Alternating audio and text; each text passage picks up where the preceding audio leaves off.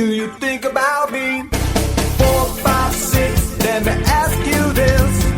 1, 2, 3, do you think about me?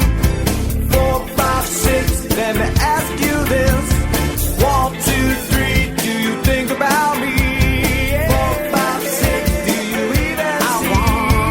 1, 2, 3, I'm right there. 1, 2, 3, do you think about me? 1, 2, 3, do you think about me? 1, 2, 3, do you think about me? Who the hell can wait till morning? Talk now at latenightsportsradio.com.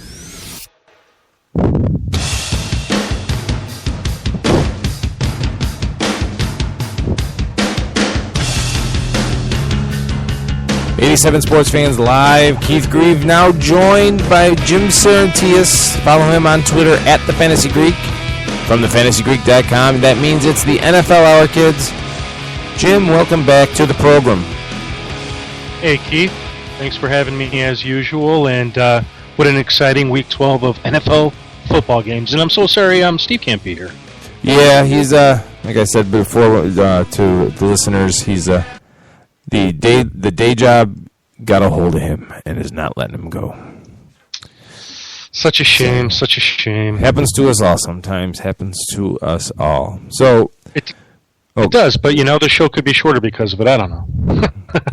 Well, just because Steve is short, then he's not here to defend himself. I can't say that. Okay. Somehow, in our very artistic way, we will find a way to jib-jab our way to 1 hour's worth of late night sports talk radio. Well, did you know millionaires are being made all season long at DraftKings.com, America's favorite one-week fantasy football site? One-week fantasy means no season-long commitments. Play whenever you want. Got a player who's hurt? No problem. Injuries won't derail your shot at victory because it's like a new season every week. So you're never stuck with the same players. Pick your team in minutes, and you could be on your way to winning huge cash. This season, one listener turned $10 into $5,000. Another turned $2 into $10,000. And a new millionaire has been crowned nearly every week this season at DraftKings.com. You could be next. Imagine winning $1 million in one day just playing fantasy football at DraftKings. Head to DraftKings.com now and use promo code Spreaker to play free in the $10 million Fantasy Football World Championships. DraftKings.com. Bigger events, bigger winnings, bigger millionaires. Enter Spreaker now at DraftKings.com. DraftKings.com. That's DraftKings.com. And if you're going to head to DraftKings.com, access them right through the FantasyGreek.com. Right, Jim? Oh, yes, absolutely, Keith. Thank you for mentioning that. All the listeners come to our site, and you'll see the links right there. All right. So let's start with the first game that kind of made me bang my head against the wall. Okay. And that would be the Oakland Raiders beating the Kansas City Chiefs last Thursday night. I mean, God, really? I mean, I spent the whole first part of the season doubting the Chiefs, not wanting to believe in the Chiefs, and then I start to come around on them, and they go and they lose to the Raiders. I don't know. What were your thoughts on this game? Well, my first thought was, how about the coming out party for Latavius Murray? I mean, and I can't give him all the credit because the holes that the offensive line created for him, I mean, it was like he walked right through Grand Canyon. There was no stopping him. But it was exciting. I mean, you saw a whole different team, and it really showed how just a few concise, coordinated, explosive plays can completely change the demeanor of a team like the Oakland Raiders, who actually had a pretty good pass defense walking into this game and really came around and just stopped the Chiefs at certain key moments of the game. Yeah, and, if you look at the Raiders as a team, rushed 30 times for 179 yards. So even if you take the 90-yard run away from Latavius Murray, that's 29 rushes for still, I'm trying to do the math in my head, and I'm striking out badly here, 89 yards. So that 90-yard run kind of skewed things a little bit, but it's a backbreaker, absolutely. Yeah, and I mean, when all is said and done, this really played well to the Chiefs. They did it in front of the hometown faithful, which, if you're going to get your first one of the season, that should be the place.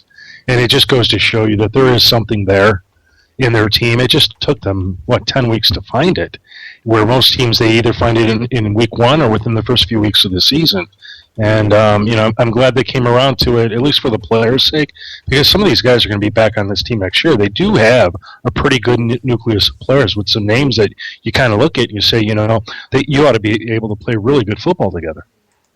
Yeah, it's kind of like, maybe it's a little different, but I look at what's going on in Jacksonville, and I know they're not winning games, but you get a sense that things are in the right direction over there. Absolutely. And, the Raiders may have answered the most important question by, drafting Derek Carr. He seems like he's a kid with some promise. 18 of 35, a touchdown, no interceptions is probably the most important part of that. Alex Smith, for the other side, 20 of 36 for 234, 2 touchdowns, no interceptions. He really had himself a nice game on the losing end, and just... Yeah, what stood out in my mind, and it was very subtle, was how involved Marcel Reese was in this game. And he was a player that I really have always thought that the Raiders have overlooked, because anytime he's been called into duty to take the place of Darren McFadden when Darren McFadden was hurt, Marcel Reese always was solid. And I thought to myself, after they got him really involved in this game, maybe this is what they did. They sold themselves short on this one specific player, and rather went out, got Maurice Jones-Drew, re-signed Darren McFadden, when all they really needed to do was focus on the players they had. Ideally they would have kept Rashad Jennings. That didn't happen. And then you kind of think, well, they sold out on Marcel Reese and went for guys that either have been ineffective or might be getting a little bit old. So let me ask you this about the Raiders. Who do you think is going to be the more important draft pick, Derek Carr or Khalil Mack? Oh, you like that? I come up with a good one. That's really good. I'm going to have to say that it's Derek Carr, because it's the one position that if you've drafted it right, you've got it right for a long time. Right. Where if they missed on Khalil Mack, they'll get another shot on it, but they haven't missed on him. Those are 2 solid draft picks. Yeah, and the Raiders holding the Chiefs to 2 of 14 on third downs in that game. That's impressive. That is utterly impressive. Really, really good, as they say. Yeah. The second game on the docket last week, the Chicago Bears beating the Tampa Bay Bucks, a game that I covered for thefantasygreek.com. The first half, I was just shaking my head. I really just don't know what to make of this team. And I touched on it a little bit on both the piece that I wrote for your site and the blog post today at 87sportsfans.com. There's something going on there with a personality on the offense, and I don't know if it's Jay Cutler. He's the lightning rod. He gets all the criticism, rightfully so, wrongfully so. I'm not going to argue that tonight. But in an interview he gave after the game, they asked about what changed at halftime, and he said that the offense was challenged, and we called some people out that we need to make sure everybody's here for the right reasons. Here for the right reasons? It's week 12. How are you? How is there a question about who's there for the right reasons or not? So I don't. There's somebody creating, or one person or multiple people that just don't have the team attitude, for lack of a better term, right now. That's flying under the radar, and nobody seems to be able to identify because the media is not identifying it. But that falls on Trestman to control that. You know what I mean? I actually, if it's not Cutler, I give him credit for not calling out the player by names, because Cutler's being raked over the coals this season. But there's something going on in that locker room that nobody can get their fingers on. I don't know. Yeah, I don't know anything about that. But I will say that it's interesting that what Cutler said, the points that you made, this is pro football. There shouldn't be much to motivate you except to show up on Sundays and play hard because you are a professional. That's what you're paid to do. So calling out players, having leaders, having this, that's all sort of mind-boggling to me under the circumstances, and I certainly don't have any sympathy for any pro player that seems to suggest that somehow we should. The thing that I'm interested in is, without addressing leadership roles on the Bears, is when did Briggs leave the game? Because one of the things that stood out really in this game was the Bears' defensive effort. Yeah, he left sometime in the third quarter. I think maybe it was the second quarter, because I remember when I heard Briggs is leaving the field, I wanted to tweet, probably out of embarrassment. But it was because the defense wasn't really playing that bad. I didn't tweet that. I didn't want that to be mistaken. The defense played lights out in the first half. Well, actually, the whole game. I was more embarrassed of the offense. I'm just curious if the younger linebackers are really stepping up to the plate and they're just not being given the full opportunity, in other words, to start. So, for example, I forget who replaced him. It's the fellow from Florida State. I can't think of his name. Go ahead. Go ahead if you know the name. I'm looking down the list of from Florida State. Kane? Yeah, it's Florida. That doesn't ring a bell. Jones? Jones, yeah, Jones.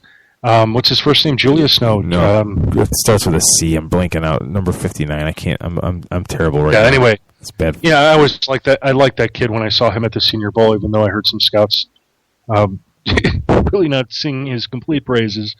But there was a different defense that was there this week. Christian Jones. There was a different defense there. I mean, they had 6 sacks. That's amazing for the Bears to do that. I mean, we've been waiting all season for that, and I'm glad they did it. I'm glad they did it against the Buccaneers. I'm glad they did it against Lovie Smith. By the way, if you had seen the hug between him and Matt Forte, Lovie Smith looked like a man that has been beaten and flogged, and he's just trying to, he's treading water. He's trying to keep his head above water. You got to feel for the guy, because whatever love, hate you have for Lovie or he had for the city of Chicago, it just doesn't matter anymore. It's over.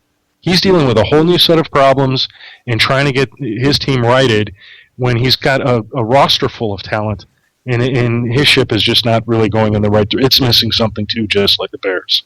I mentioned in the opening segment of the show, because I was talking about the Jets being blown out by the Bills tonight, and Rex Ryan probably getting fired. And it's not because these guys can't coach. It's not because all of a sudden, Lovie Smith or Rex Ryan or Mike Smith, if he gets fired in Atlanta, it's not because all of a sudden these guys can't coach. It's just their voices go numb. Like they stop being heard. And I don't know how else to explain it. Sometimes you just need a change of pace. And Lovie getting fired doesn't mean that he's the worst football coach ever. Just he couldn't get the Bears over the hump. And sometimes you just go a different direction. But you don't wish the guy any ill harm. I mean, I don't like this. I don't like the way he handled some of the things in Chicago. But whatever, you move on and get another chance, and wish him nothing but the best. His time was done in Chicago. But that man got the Bears to 60 minutes away from a Super Bowl championship. Yep, nope, you're right. I mean, he was a successful coach. He was a successful coach in Chicago. He didn't get fired because he didn't have any measure of success. So. All right, moving on. Cleveland versus the Atlanta Falcons. The Cleveland Browns coming away a 26-24 winner in Atlanta. I talked about Mike Smith being on the hot seat or whatever. I just don't know what to think about this Falcons team. I really think that they are letting an opportunity slip right past them with the amount of talent they have. Everyone's talking about the Bears offense not showing up. What about the Falcons at home in a dome? Matt Ryan, 27 of 43, 2 touchdowns, a pick. They're struggling to rush the ball as a team. 23 rushes for 63 yards on Sunday. For the Browns, Isaiah Crowell, 12 carries for 88 yards, 2 touchdowns. The Browns average 5.6 yards per game on the ground. Brian Hoyer goes 23 of 40. However, throws 3 interceptions. Yes, 3 interceptions. Targeted Josh Gordon 16 times. The next highly targeted receiver was Miles Austin at 8. He did reel in 8 balls for 120 yards, no passing touchdowns. So I don't know whether it was Hoyer trying to force it to Gordon just because he's back. I don't know. I'm not going to try to analyze all of that. But the Browns went into Atlanta, played a god-awful game, and still won. And I just don't think any expectation we had for Atlanta just looks so stupid right now, for lack of a better term. Yeah, I'd like to kind of